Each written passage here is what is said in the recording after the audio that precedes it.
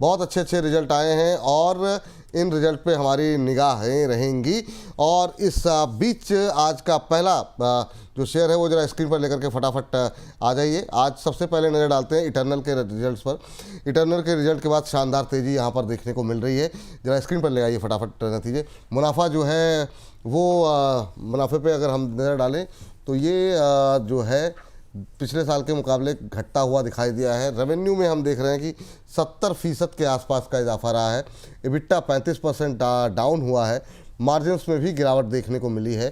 चलिए ज़रा रचित जी आपसे जानना चाहेंगे इटर्नल के रिजल्ट्स कैसे पढ़ रहे हैं आप। और यहाँ पे दो तरह के व्यूज़ हैं।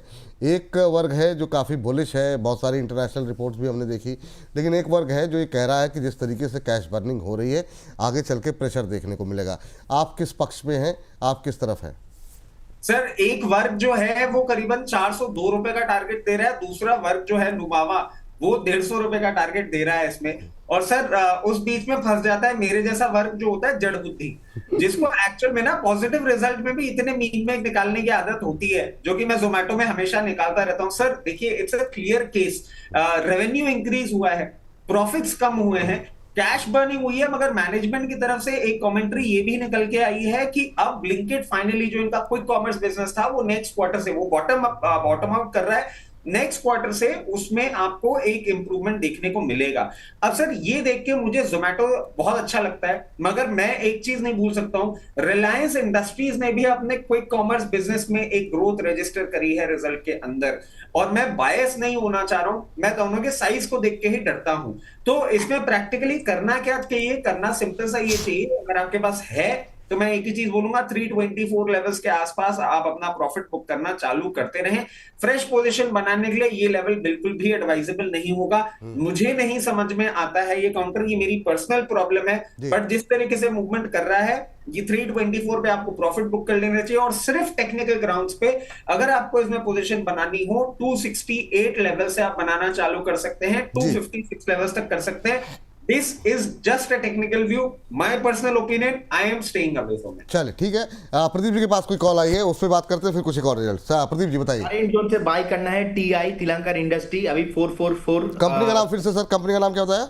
टीआई तिलंकर इंडस्ट्री अच्छा लिमिटेड। तिलक नगर, ठीक है ठीक है हाँ, जी। तो करंट जोन से बाय करना रहेगा और मुझे लगता है कि इसमें पहला टारगेट रहेगा यहाँ पे 452। तो 452 पहला टारगेट रहेगा और स्टॉप लॉस आपको मेंटेन करके जाना है। स्टॉप लॉस रहेगा मेरा यहाँ पे 430 रहेगा स्टॉप लॉस। 452 पहला टारगेट और सेकंड टारगेट 475 सेकंड टारगेट रहेगा। 7 से 8 दिन का व्यू रखना है और अगर पहला टारगेट आज कल में आता है तो आपको एग्जिट भी होना है। और अगर 5-7 दिन आपके पास टाइम है तो सेकंड टारगेट भी 475 ऑल्सो पॉसिबल है। तो अच्छा कंपनी है, ब्रेकआउट आया है, वॉल्यूम हो रहा है, तो मुझे लगता है कि करेंट जोन से आपको बाई करना चाहिए।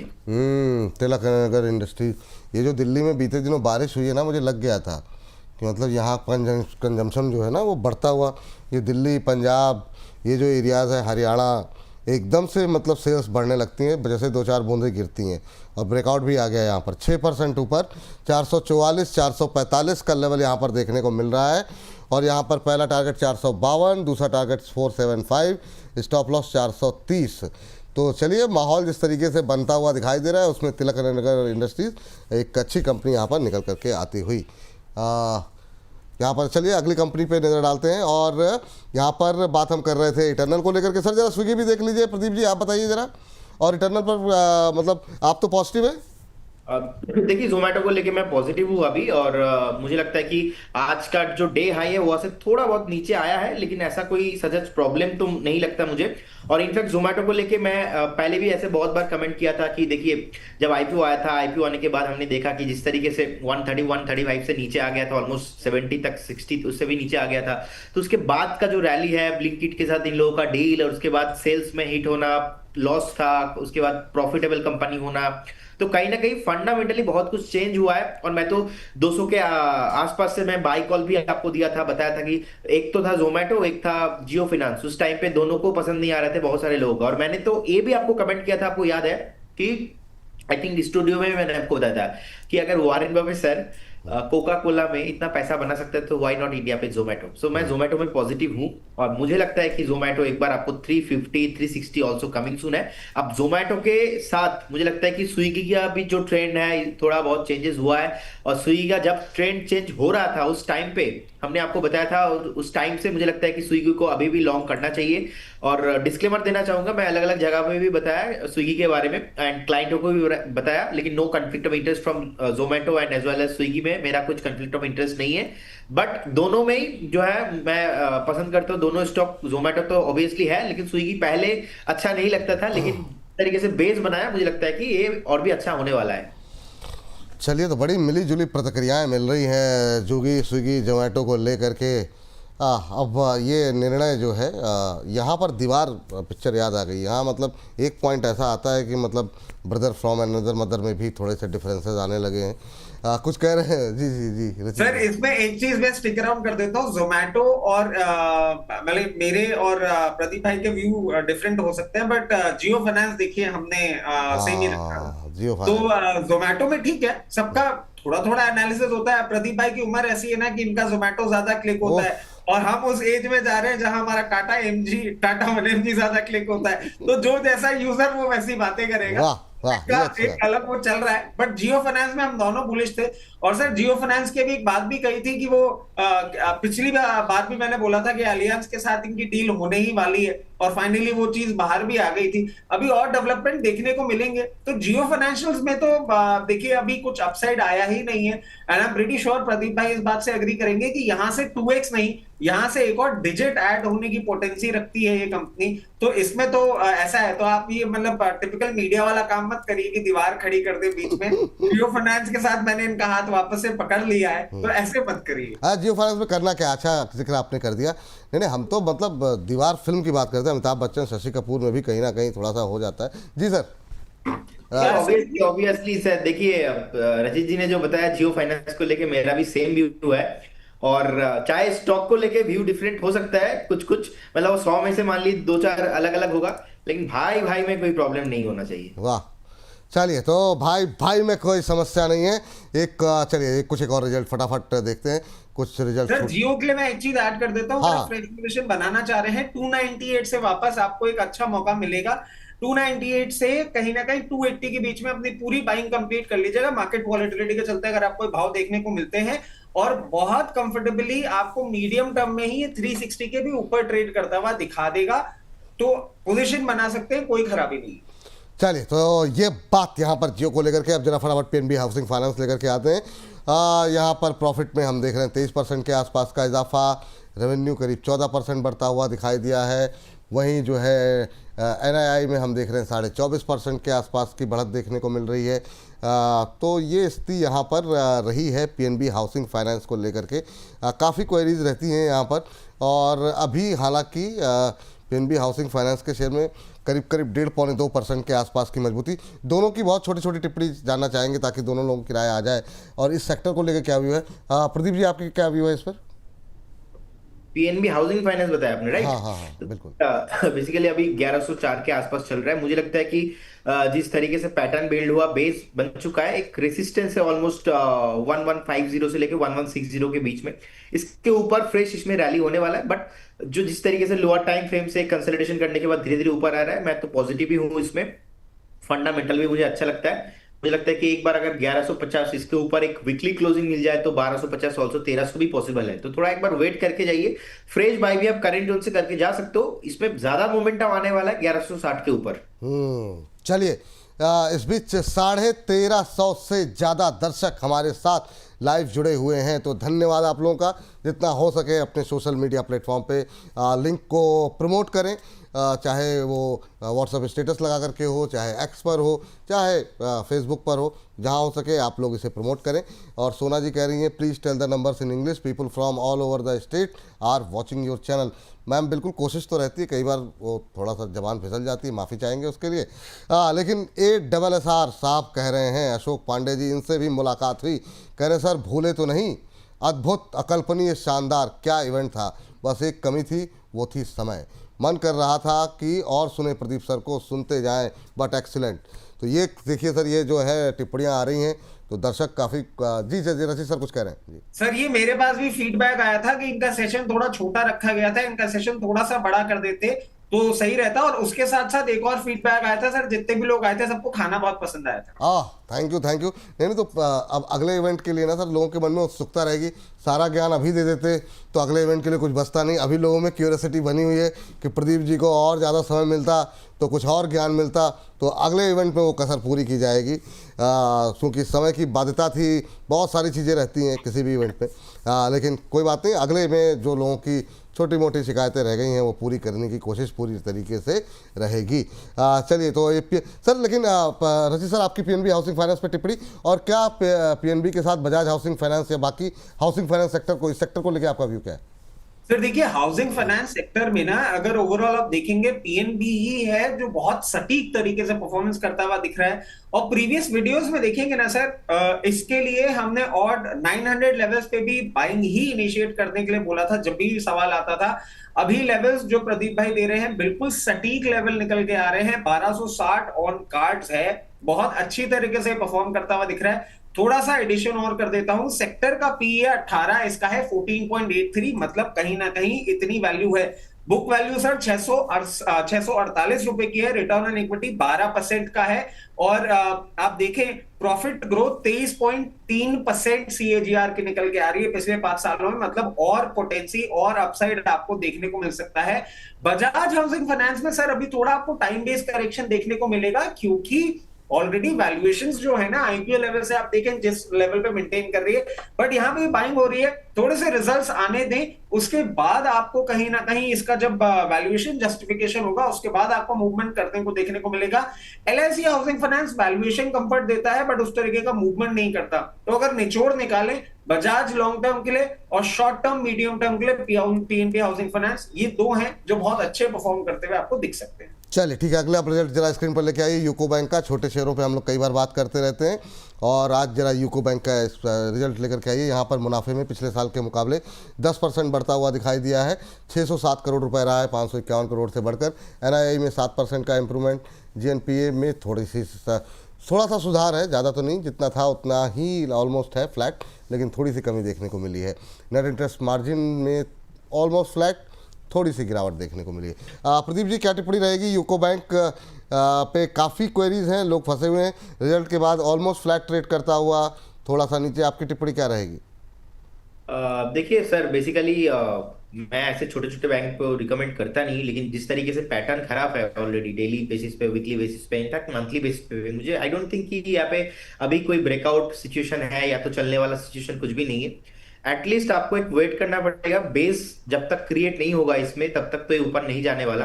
तो हो सकता है कि एक बार आपको 33-34 भी आ जाए, लेकिन फिर भी ये बेस कंप्लीट नहीं होगा। सो मुझे लगता है कि एक स्टॉप लॉस आप मेंटेन कीजिए ऑलमोस्ट 29.50 पे एक स्टॉप लॉस मेंटेन कीजिए, बने रहिए। और जितने भी ऐसे काउंटर है ना, ये बेसिकली एक उनका एक टाइम रहता है, उस टाइम पे चलता है। जब नहीं चलेगा तो 6-8 महीना नहीं चलेगा।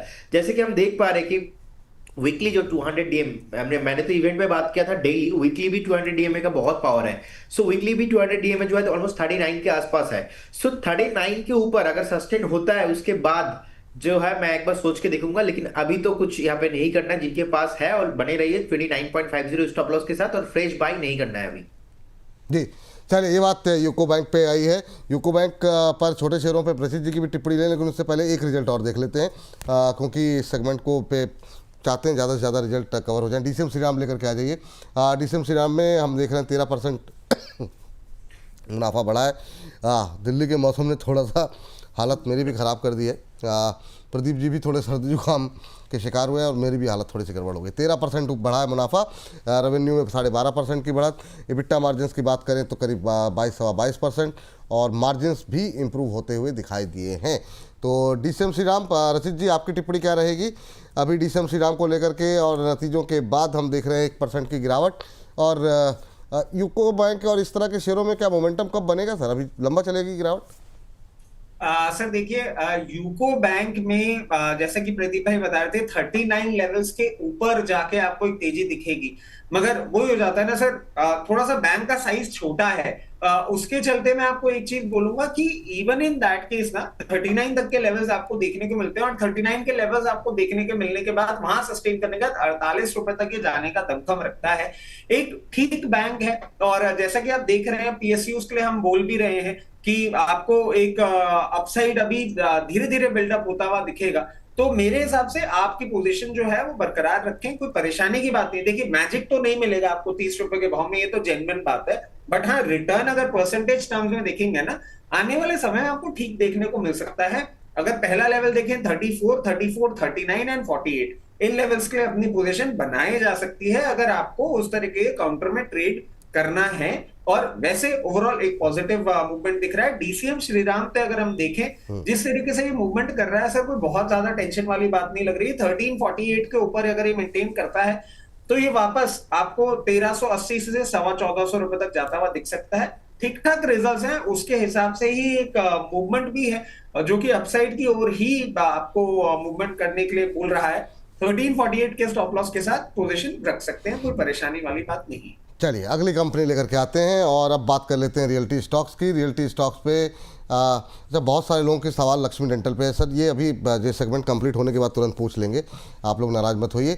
लेकिन इन सब के बीच में जरा स्क्रीन पर लेकर के आ जाइए अगला रिजल्ट। ओबेरॉय रॉयल्टी के 28% मुनाफा घट करके 421.2 करोड़ रुपए, आय में 30% की गिरावट। एबिटा अगर हम देखें तो वो भी डाउन है, मार्जिन्स में गिरावट है। तो एक तरीके से ओबेरॉय रियल्टी में थोड़ी सी समस्या यहाँ पर आती हुई है, 1.25% के आसपास की गिरावट। प्रदीप जी क्या टिप्पणी रहेगी? देखिए जिनके पास है बने रहिए, ऐसा तो ज्यादा कुछ प्रॉब्लम मुझे नहीं दिखाई दे रहा है, लेकिन और थोड़ा प्रॉफिट बुकिंग यहाँ पे आ सकता है क्योंकि करेक्शन जो है कंप्लीट नहीं हुआ है अभी भी, तो थोड़ा लंबा चलेगा। अभी 1760 1750 तक आने का पॉसिबिलिटीज है, लेकिन लॉन्ग टर्म के व्यू से अच्छा है। शॉर्ट टाइम में थोड़ा बहुत यहाँ पे करेक्शंस देखने को मिल सकता है और उससे ज्यादा प्रॉब्लम नहीं है, मतलब फंडामेंटली अच्छा है। लेकिन प्राइस थोड़ा ऊपर आ गया था, वहां से टॉप बना के अभी नीचे आ रहा है, तो 1770 1760 तक आ सकता है। फिर से स्टॉक वहां पे आने के बाद थोड़ा बहुत जो है 1-2 हफ्ता रेस्ट लेने के बाद फिर से चलने का पॉसिबिलिटीज है। ठीक, ये बात तो ओबेरॉय रियल्टी को लेकर के निकल के आई है। और अगली बात जो निकल के आ रही है वो आ रही है हैवेल्स। रचित सर आपसे टिप्पणी, हैवेल्स जरा देखिए नतीजों को। हैवेल्स के मुनाफे में भी गिरावट देखने को मिली। हालांकि ये जो रिजल्ट्स आ रहे हैं ये कहीं ना कहीं कुछ चिंताएं तो जाहिर कर रहे हैं, कंजम्पशन साइड से लेकर के डिमांड को लेकर के जो एक्सपेक्टेशन थी वैसी मतलब जो है उत्साहजनक तो नहीं है नतीजे। और ख़ास तौर से ये जो नतीजे हैं, मुनाफा जो है 14.5% घट रहा है, आय में 6% 6.25% की गिरावट है, एबिटा 10% घटता हुआ दिखाई दे रहा है, मार्जिन्स भी आधे होते हुए दिखाई दे रहे हैं। क्या टिप्पणी रहेगी रचित सर? और क्या यही वो कारण, हालांकि उसके बावजूद हम देख रहे हैं कि हैवेल्स इंट्राडे हाई पे ट्रेड करता हुआ, आपकी टिप्पणी क्या रहेगी सर हैवेल्स को लेकर के? सर देखिए होता क्या है ना कि जब हमारा कोई बच्चा होता है जो बहुत फेवरेट होता है और उसकी जब रिपोर्ट कार्ड आती है ना, तो हम बोलते हैं अरे बेचारा हिंदी में परफॉर्म नहीं कर पाया मगर मैथ्स में देखो 80+ लेकर आया है। वही हाल हो रहा है सर हेवल्स के साथ। इनके रिजल्ट्स जो आपको टेपिड मूवमेंट करते हुए दिखा रहे हैं, टेपिड रिजल्ट्स आए हैं, ये आए हैं सर लॉयड इलेक्ट्रिक को जिन्होंने टेक ओवर किया था ना, उसमें इनको लॉसेस हुए हैं, उसमें इनको उस तरीके से रिजल्ट्स नहीं देखने को मिले। बट इनका जो कोर बिजनेस है वायर, उसमें आप देखें 28% का अपसाइड उन्होंने रजिस्टर किया है, जो कि अपने आप में काबिले तारीफ है। अगर सिर्फ बेचारा वायर बिजनेस नहीं होता तो आज ये 1680 तक का मूवमेंट करता हुआ दिखा रहा होता। उस चक्कर में आपको ये मूवमेंट देखने को मिल रहा है। मुझे at the very face of it Havells में कोई भी परेशानी नहीं दिख रही है। अगर आपके पास इसमें पोजीशन है बनाए रखें, और लोअर लेवल से इसने थोड़ा अपसाइड का मूवमेंट दिया है। अभी मूवमेंट मैं समझता हूं आपको और कंटिन्यू होता हुआ दिखेगा। 1594 के लेवल्स तो आपको बहुत जल्दी देखने को मिल जाएंगे, और मिड टर्म के लिए अगर आप होल्ड करते हैं तो वापस 1800 रुपए तक जाने का दमखम रखता है। कोई परेशानी नहीं है, पोजीशन बनाए रखी जा सकती है। कंज्यूमर इसके साथ सर एक पर्टिकुलर काउंटर है जिसपे अभी नजर रख लें सब, नौकरी इन्फो एज। इन्फो एज में जैसे ही आपको 1464 के ऊपर ट्रेड करता हुआ दिखे, आप इसमें पोजीशन बना सकते हैं। और 14 का 68। 1464 इन्फो एज नौकरी, इसमें आप अपनी पोजीशन बना सकते हैं। जैसे ही 1464 के ऊपर ट्रेड करेगा, पहला टारगेट जो निकल के आ रहा है वो आ रहा है 1498। और अगर आप इसको थोड़ा सा शॉर्ट टर्म के लिए होल्ड कर लेते हैं तो आपको ये 1603 तक के लेवल्स दिखा सकता है। और उसके साथ साथ एक स्टॉप लॉस भी हाथ के हाथ सुझा देता हूं मैं आपको, 1428, 1428 रुपए के क्लोजिंग बेसिस स्टॉप लॉस के साथ इसमें पोजीशन बनाई जा सकती है। जैसे ही ये 1564 के ऊपर जाएगा, 1498 के लेवल्स आपको अभी आता हुआ दिखा सकता है। 1498 के सर जी अच्छा 1498 ओके। चलिए तो सॉरी, एक दूसरा आपने 1603, पहला 1498, दूसरा 1603, यही है ना सर? जी जी जी जी। ठीक है, तो 1464 1464, यानी यहाँ से 5 रुपये ऊपर जब ये पहुँच जाए 1464 का लेवल क्रॉस करे, लाइन लगा करके रख लीजिए, आप लोग टिक करके रख लीजिए, इसी लेवल पे बाय करना है। 1498 का पहला टारगेट और 1603 अगर आप होल्ड करके ले जाते हैं इसको तो ये टारगेट देखने को मिल सकते हैं। स्टॉप लॉस आपको 1428 ये स्टॉप लॉस रखने होंगे, तो नजरें रखेगी। मेरा सवाल आपसे, क्योंकि इस सेगमेंट का ये आखिरी इस सेगमेंट को समाप्त करते हैं, ये बताइए कंज्यूमर ड्यूरेबल में कुछ अच्छा लग रहा है अभी आपको? क्योंकि वो चाहे अंबर इंटरप्राइजेज में बीच में मूव रहा, हमने वोल्टास में देखा, ब्लू स्टार में देखा, कुछ अच्छा है आपकी नज़र में? कहीं कोई नज़र पड़ी हो, किसी को रिकमेंड किया हो? सर देखिए, अगर वैसे देखेंगे ना, कंज्यूमर ड्यूरेबल बहुत एक वैसा बन के आ जाता है। वोल्टास ऑल टाइम फेवरेट है सर, मतलब वोल्टास जिस तरीके से अपने आप को पोजीशन करके रखता है ना, वोल्टास में भी आपको और अपसाइड देखने को मिल सकता है। बट एक हल्का सा रेजिस्टेंस आपको अभी 1361 रुपए चल रहा है, जैसे ही ये 1398 का ब्रेकआउट देगा उसके बाद आपको एक अच्छा मूवमेंट करता हुआ दिखा सकता है, जो कि आपको पहला लेवल 1495 और दूसरा लेवल कहीं ना कहीं आपको 1760 रुपए तक देखने को मिल सकता है। इन सारी कंज्यूमर ड्यूरेबल के लिए ना मैं आपको बोलूंगा सर, जो भी पोजीशन बना रहे हैं ना, 2 क्वार्टर के लिए बनाइएगा। अभी थोड़ा टेपेड मूवमेंट कर रहा है, एक और क्वार्टरली रिजल्ट आएगा जिसमें आपको टेपेड मूवमेंट दिखेगा, but festive season second half जो है ना इस ईयर का, वो आपको परफॉर्म करता हुआ दिखाएगा पूरा का पूरा कंज्यूमर ड्यूरेबल स्पेस, क्योंकि 12 लाख रुपए का जो इनकम टैक्स बेनिफिट है उसका ट्रिगर आपको फेस्टिव सीजन में दिखेगा। तो बिल्कुल भी विचलित ना हो अगर अभी आपको डिमांड नहीं दिख रही है, बट डिमांड अभी आने वाली है, बिल्कुल अपनी पोजीशन बना के रखें।